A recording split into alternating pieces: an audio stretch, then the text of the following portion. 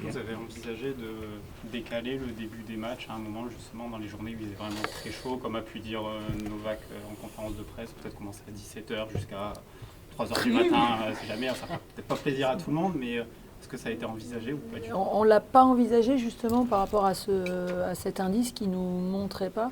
Et ce qu'il faut savoir, c'est globalement, on était encore à 1 ou un peu plus, 1,5 point, voire 2 points, du moment où c'est pas l'interruption totale des matchs, c'est juste les pauses, les pauses à la fin entre 2e et 3e set pour les femmes et 3e, 4e pour les hommes. Donc on était assez loin dans l'absolu de ça. Donc c'est vrai que non, on n'a pas modifié notre programmation.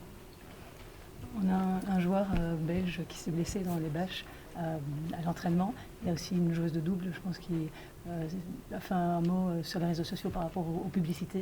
Est-ce que voilà, c'est indispensable? D'abord, on est très désolé évidemment de ça. Voilà, pour nous, c'est vraiment très difficile d'avoir appris ça. Et puis on a, je ne sais pas si vous avez vu, mais on a par rapport à ces événements-là, par rapport aussi à ce que nous on a pu observer, on a modifié un petit peu, pas mal justement ces panneaux-là en fond de cours, voilà, pour rendre l'environnement de cours un peu plus long et large encore, même si franchement on est déjà largement au-delà des minimums requis en fait. Donc on a fait évoluer en cours de tournoi tout ça. Amélie, on a un Roland-Garros plein de surprises, on a une Française qui est encore en lice et on se dit, voilà, pourquoi pas. Ouais, carrément, il y a beaucoup de surprises et Diane fait partie effectivement de ces surprises où on va voir tout à l'heure, elle a encore une belle opportunité peut-être de continuer son parcours, cette belle aventure.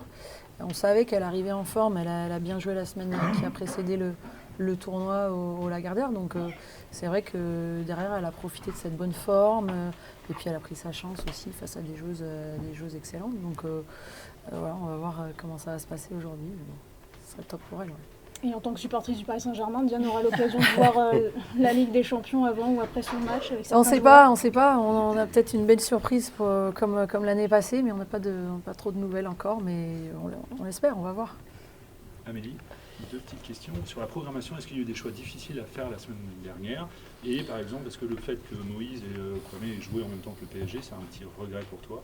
Et l'autre question après, c'est sur Casper Ruud. On a vu hier avec la balle de 7 et l'arbitrage qui a un peu fait polémique. Est-ce que le Hawkeye est envisagé? Est-ce que c'est une réflexion en cours ou pas?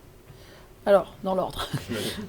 Des choix difficiles en programmation, il y en a toujours.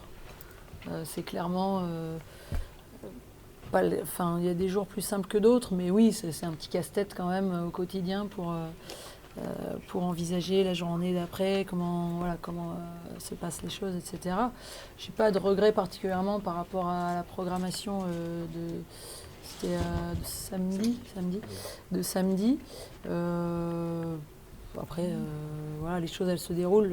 Vous connaissez aussi bien que moi la difficulté de prévoir les durées de match pour tout le monde. Donc voilà, on a fait ça comme ça. On prend aussi en compte un peu toutes les demandes, y compris celles des joueurs. Donc voilà. Et puis ensuite, par rapport au Hawkeye, d'abord, alors, les réflexions, elles sont toujours en cours. Hein. De toute façon, on est toujours ouvert sur tous les sujets, en fait. Et on regarde ce qui se passe et on souhaite avancer. Ce qu'on a repéré et noté quand même sur les semaines qui précédaient, les mois, même les tournois qui ont précédé, les tournois sur terre battue, qui ont précédé Roland-Garros, c'est que la fiabilité de ce système n'est pas totale. Donc à partir de là, on reste effectivement à renouveler notre confiance. Et on l'avait dit assez tôt, hein, d'ailleurs, pour cette édition 2026, de renouveler notre confiance à notre arbitrage. Mais de toute façon, on est en perpétuel. Je sais très bien que c'est un des sujets, et c'est normal et c'est logique, qui sera abordé encore une fois au séminaire. Mais de ce que j'ai vu moi aussi sur les tournois qui ont précédé, vous l'avez vu très bien vous aussi, parce que ça a été relayé beaucoup de fois, c'est que ce système, il est pas fiable non plus. Donc, à un moment, voilà, Et l'envie des joueurs, est-ce que tu en as discuté peut-être avec eux Il n'y a pas de, ils sont les premiers à voir que le système sur terre battue, encore une fois, et c'est ce qui nous concerne, n'est pas totalement fiable. Donc on a zéro retour là-dessus.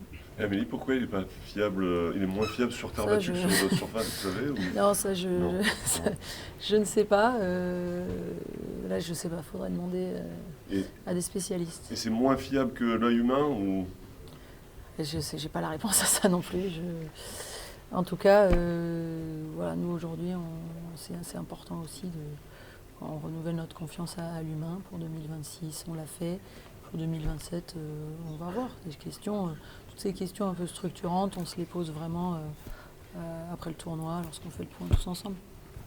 Le joueur belge Alexander Blok, avec son staff, envisageait de demander une compensation financière par rapport à sa blessure dans la bâche.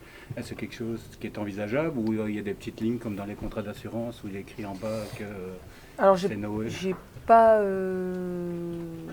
entendu parler d'une demande. C'est envisagé, je ne sais pas s'il avait déposé ou pas. Mais... Non, je ne sais pas. Non. Moi, j'ai pas entendu. Non, moi, je ne crois pas que ça soit d'actualité. Mais c'est quelque chose qui est de toute façon impossible, vu les contrats qui qu'il signe à côté, ou c'est quelque honnêtement, il n'y a pas de demande, donc je ne vais pas extrapoler. Aujourd'hui, il n'y a pas de demande. Et comment vous qualifieriez cette première semaine, quand on regarde les quarts de finale qui se dessinent? C'est assez surprenant, c'est pas tant chez les filles que chez les garçons, il y a beaucoup de têtes de série qui sont tombées. Moi je trouve que c'est surprenant, c'est intéressant, c'est côté masculin un nouveau vainqueur de Grand Chelem qui sera là. Donc, en fait, moi je regarde toujours un tournoi du Grand Chelem, pas seulement ici à Roland-Garros, et tous les tournois avec beaucoup de curiosité. Je l'ai souvent dit, je suis vraiment spectatrice de ce que le sport et le tennis va nous réserver. Et l'année dernière, on avait Carlos face à Yannick sur la finale. Côté féminin, on avait Arina face à Coco. Donc, pas de surprise, effectivement, et c'était top. Et cette année, il y a des surprises, plus côté masculin que féminin, et c'est top aussi. Et moi, je trouve que c'est une découverte fabuleuse. On a une nouvelle génération chez les hommes qui arrive et qui, dès qu'il y a la moindre opportunité, ils s'engouffrent dans la brèche pour prendre la place finalement. Et donc, ça promet aussi, et pour la fin du tournoi, et pour la suite, vraiment de beaux combats. Et puis, côté féminin, ça va être très intéressant aussi. Parce que certes, il y a, je pense à Iga, à Coco qui sont sortis, mais il reste des sacrées joueuses quand même encore dans le tableau, donc ça va être très intéressant. Je reviens sur la présentation éventuelle de la Ligue des Champions du PSG. On sait que c'est toujours très très organisé. Il y a une volonté, j'imagine, ici de les accueillir. C'est eux, ça dépend d'eux. C'est quoi le... L'année dernière, c'était pas très organisé, mais ça s'est passé quand même. Mais donc, le PSG se structure année après année. Ouais. Donc, non, mais même nous, c'était voilà, on était. Donc non, j'aimerais bien avoir plus d'informations à vous donner là. Il y a une volonté à Roland-Garros, j'imagine. Oui, c'était un clin d'œil hyper sympa l'année dernière. Effectivement, s'ils ont le temps et l'opportunité de revenir, on les accueillera avec grand plaisir.